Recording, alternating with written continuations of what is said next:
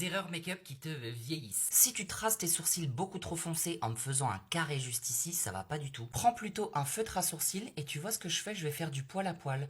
Je vais suivre la forme naturelle de mon sourcil. Tu vois au début ce que je fais, je le place juste devant et je crée des petits poils. Utiliser un fond de teint trop foncé en pensant que ça va te donner un bronzage Punta Cana, apparaître orange et marquer tes traits, ça servira à rien. À la place, prends un fond de teint de la couleur de ta peau et applique seulement 3 traits.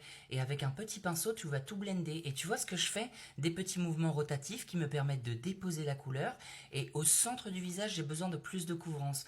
Donc j'étire vers l'extérieur, toujours de l'intérieur vers l'extérieur. Appliquer un anti-cerne beaucoup trop clair en trop grande quantité, à part avoir un effet fantôme qui contraste avec l'effet orange, ça servira à rien. Et même si tu essayes de l'estomper, la catastrophe elle est déjà là, tu es multicolore. À la place, je te recommande de prendre un anti-cerne de la couleur de ta peau et tu vas l'appliquer au coin interne, au coin externe et au niveau du coin de ta bouche. Et ensuite, avec mon éponge, je peux estomper. Avec toute cette matière, il serait tentant de bien la poudrer avec une poudre qui contient du talc, mais c'est non. À la place, je te recommande de prendre un petit pinceau, tu reprends ton doigt et tu tapotes très délicatement ton anti-cerne et tu vas poudrer à des zones stratégiques, au niveau du dessous des yeux, un petit peu au niveau des ailes du nez, le bout de ton nez et le centre du front.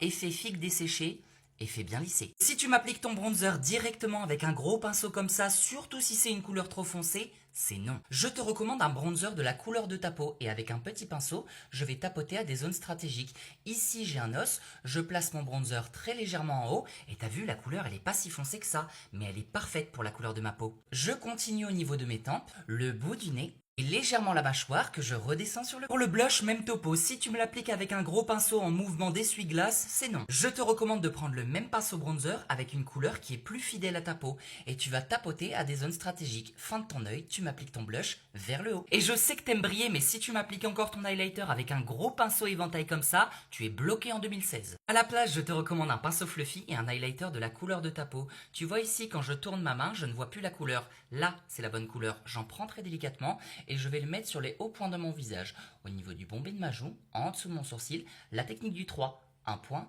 2 points au niveau du coin de l'œil et en dessous le sourcil. Et voilà tous les points qui te vieillissent, ici c'est quand même mieux. N'hésite pas à me dire si tu veux pour les yeux et les lèvres et moi je te fais des gros bisous.